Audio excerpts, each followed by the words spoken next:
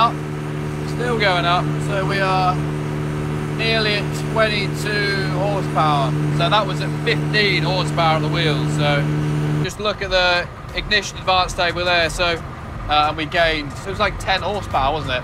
Generally, it's just going to make the car just more tractable on circuit, make the throttle transients better, etc. So just little things like that, just that attention to detail, just make make the real difference. So I'll have to run through all the cells on the fuel table and just get them where they need to be. Yeah, that's the bulk of the work we're going to be doing here today. That's the bit that takes the time, is going through all the cells and the fuel table, get it loaded up and yeah, get cracking. What I'm going to do, I've noticed that there are a few issues with the calibration on here. The first one was there was nowhere near enough resolution in the table. So along here is our TPS axis, and you'll notice the ignition advance, it doesn't really increase with the TPS reducing.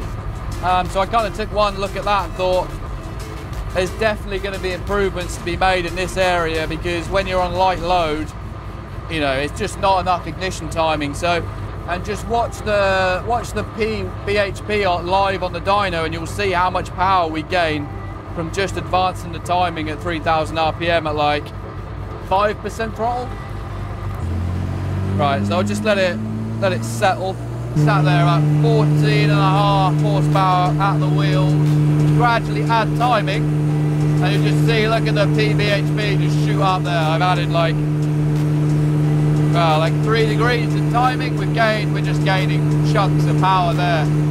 So the goal of this, so I've got the deck cabs on.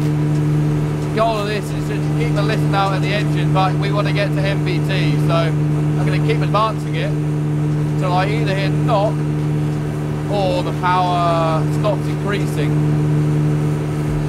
So just this simple little bit at 5% throttle, I've gained 5 horsepower, which doesn't sound like a lot, but when you're dealing with the throttle transient areas like that, it will make a difference how the car drives on circuit.